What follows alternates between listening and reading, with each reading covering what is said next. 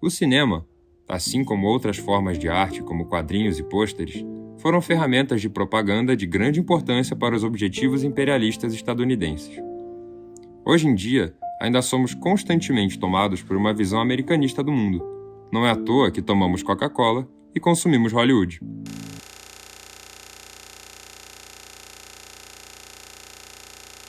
Quando pensamos em russos, visualizamos quase sempre vilões frios. Do mesmo modo, enxergamos o islâmico como um fundamentalista extremista, um fanático da fé ou um sanguinário. O cinema, com sua potência imagética, é uma das formas de entretenimento mais influentes do século. Propagandas, ficcionais ou não, foram excessivamente produzidas durante a Guerra Fria, seja para mobilizar a população internamente contra o inimigo, ou seja como produto de exportação para angariar os aliados externos. Exemplo primordial desse efeito é o filme Rocky IV, em que o vilão Ivan Drago e a própria União Soviética são a perfeita caricatura da visão americana do soviético. Apáticos, desonestos e opositores à liberdade.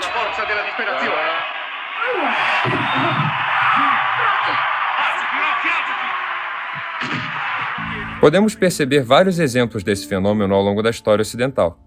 Durante a Primeira Guerra Mundial, devido à falta de recursos, cartazes eram utilizados para campanhas de racionamento de comida, pedindo para as donas de casa guardarem até as migalhas de pão. Já na Alemanha nazista, a propaganda por meio de imagens foi um ponto essencial para construir a concepção da utopia ariana. Simultaneamente, nos Estados Unidos, a promoção de cartazes foi parte integral das estratégias para convocar a população a unir-se ao exército, fazer doações e agregar apoio ideológico. É possível, portanto, observar a capacidade dos estados de moldar a concepção moral através da construção ideológica de um opositor. A desumanização do inimigo é essencial em momentos de conflito político. Este fenômeno exemplifica-se perfeitamente na foto publicada pela revista Life, em 22 de maio de 1944, acompanhada da legenda: trabalhadora de Arizona escreve ao seu namorado da Marinha uma nota de agradecimento pelo crânio japa que ele lhe enviou. Esse processo não se limita, porém, apenas a questões de guerra iminente. Outros grupos étnico-religiosos, como os árabes e muçulmanos, também são vítimas históricas desse fenômeno. Filmes como The Sheikh, de 1921, por exemplo, evidenciam essa tendência. Retratam-os como criminosos do submundo, malandros assassinos e sanguinários com adagas escondidas abaixo de suas vestimentas. Um exemplo mais recente é do filme Homem de Ferro, no qual Tony Stark, magnata americano e gênio da tecnologia, é raptado por malignos soldados afegãos. Existe uma preocupação latente da comunidade árabe-americana sobre essa marcação como terroristas no cinema, principalmente após o ataque de 11 de setembro. Entre 2000 e 2001, a FBI reportou um aumento de 1,7% nos crimes de ódio contra a população muçulmana americana, e os imigrantes muçulmanos, mais do que qualquer outro grupo de imigrantes, se depararam com atitudes agressivas.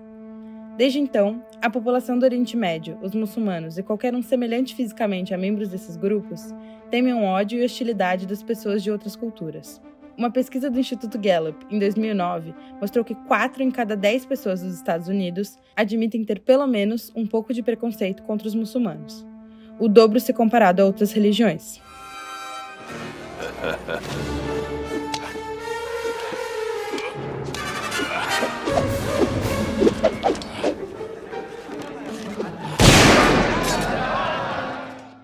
A China, por exemplo, teve seu período de vilania nas televisões americanas, através do personagem fictício Fu Manchu, primeiro escrito por Sax Rohmer em 1912. A composição da personagem é repleta de estereótipos acerca do imaginário chinês e é referida muitas vezes como o primeiro gênio do crime. O contexto em que Fu Manchu foi criado ficou conhecido como o Perigo Amarelo, momento de grande apreensão da grande massa americana em relação ao povo chinês. Em 1932, a MGM, uma grande empresa norte-americana de comunicação de massa, lançou o filme A Máscara de Fu Manchu. Hoje, mal se vê os chineses como vilões dos filmes hollywoodianos, porque a China se tornou um mercado vital para os estúdios. Isso foi evidenciado na produção do filme Amanhecer Violento. em que os vilões chineses foram transformados em norte-coreanos por causa da preocupação como o filme seria aceito na China. Sabe o que é? Eu sou louco por literatura clássica. Spasiba, pожалуйста. Você fala russo? Larry. E boiei.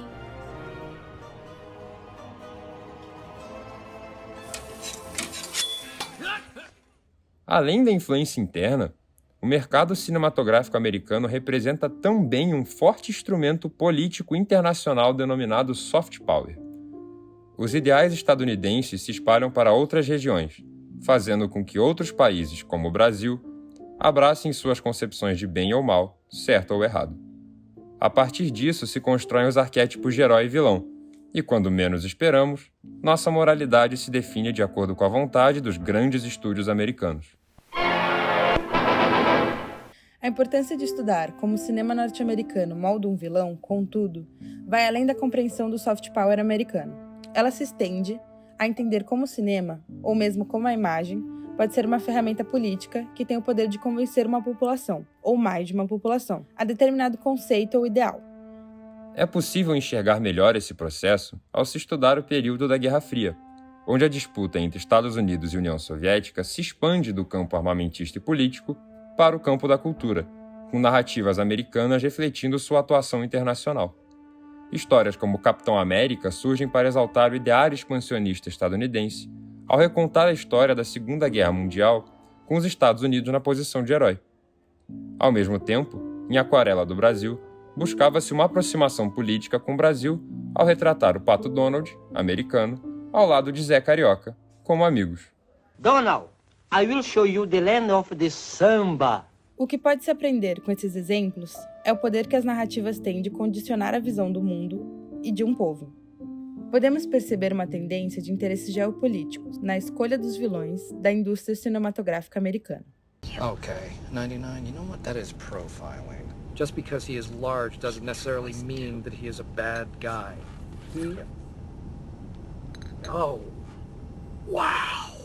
That's a bad guy. That's a really bad guy. Dessa forma, devemos manter-nos atentos acerca do imaginário cultural criado pela indústria cultural, particularmente aquela designada ao mercado de grande massa.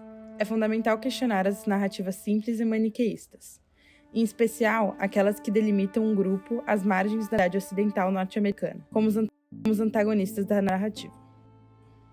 Nossas concepções de herói e vilão não são simplesmente uma escolha pessoal, mas sim uma construção arbitrária e politicamente instrumentalizada. Seus preceitos são reforçados, introduzidos e distorcidos pelas narrativas inerentes dos meios de comunicação e têm um impacto profundo no entendimento da política do século XXI. O mal verdadeiro se encontra nas próprias narrativas políticas distorcidas, não nos vilões que elas apresentam.